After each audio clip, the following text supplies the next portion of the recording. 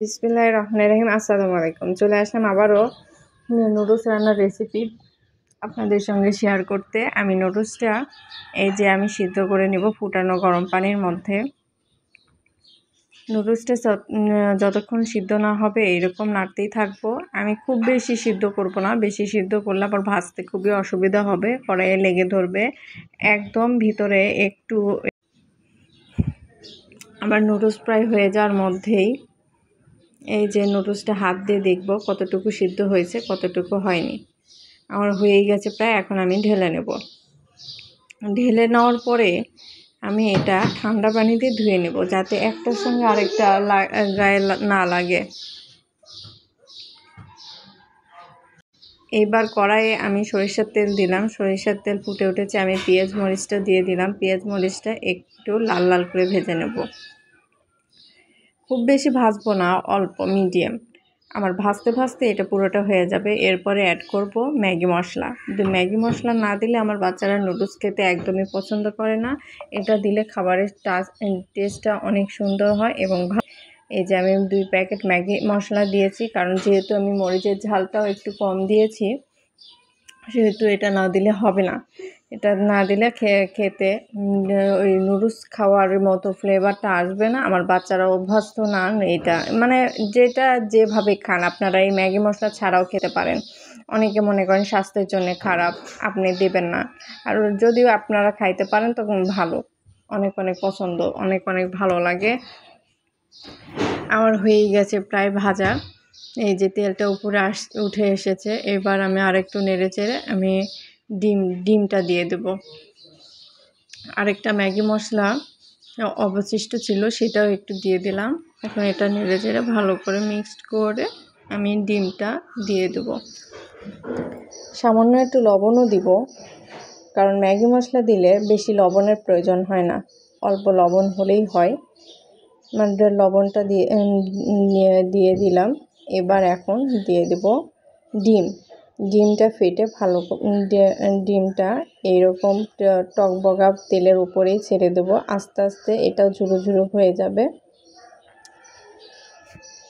আমি 3টা ডিম নিব। 3টা ডিম দিয়ে এই নুডলস রান্নাটা কমপ্লিট করব। ডিমটা আপনার টেস্টটা মানে খালি খালি হলে ভালো লাগে না, ডিম দিলে খাবারের টেস্টটা ভালো হয়। এবং ডিম দিয়ে বাচ্চারা অনেক অনেক পছন্দ করে। আর এটা আপনি অন্যরকম করেও করতে পারেন, মাংস দিয়ে বা মুরগির মাংস ছোট ছোট করে ভেজে নিয়ে, বা গরুর মাংস রান্না করা গরুর মাংসটা থাকবে, সেটা আপনি দিলেন। সেটা দিলে আরও টেস্ট হয় এবং আরও ভালো লাগে। আমার যেটা ছিল সেটা দিয়ে, আমার বেশিরভাগ বাচ্চারা আমার ডিম দিয়ে পছন্দ করে, আমি ডিম দিয়ে করতেছি। ডিমটা একটু নেড়ে চেড়ে একদম ঝুরা ঝুরা করে নেব। আমার পেঁয়াজ মরিচ ঝাল লবণ সব এর মধ্যে আছেই, বা আমার আর এক্সট্রা আর কোনো কিছু দেওয়া যাবে না। অনেকেই এরকম দেখে মনে করেন যে এটা কি খাওয়া যাবে, অনেকেই ভাবে যে এটা খাওয়া যাবে না। কিন্তু আমার ঝুরো ঝুরো হয়েই আসছে। একটু লাল লাল করে ভাজবো। যতক্ষণ আমার ভাজা কমপ্লিট হচ্ছে ততক্ষণ আমি ভাজতেই থাকবো। অনেক অনেক ভালো লাগে, বাচ্চারা এইরকম করে পছন্দ করে। আর বাচ্চারা পছন্দ করলে তো কথাই নেই। মারা তো সবসময় বাচ্চাদের যে ইচ্ছা বা চিন্তাধারা, কোনটা দিয়ে খাবে, কোনটা পছন্দ করে, সেটাই করার চিন্তা ভাবনা সব মাদের থাকে। আমরাও সেইটাই করি। আমার ঝুরা ঝুরা প্রায় হয়ে গেছে। আমি এখন নুডলসটা দিয়ে দেবো। নুডলসটাও দিয়ে দেবো এর উপরে।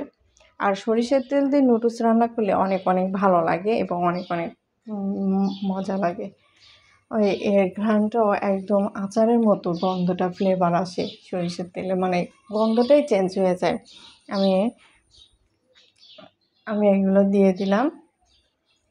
এটা আমি ভালোভাবে নেড়ে চেড়ে মিক্সড করে নেব।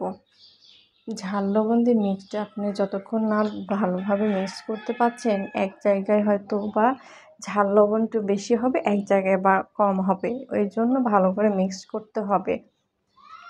কিন্তু এটা হাই হিটে কখনোই মিক্সড করতে পারবে না, লেগে যাবে, পুড়ে যাবে।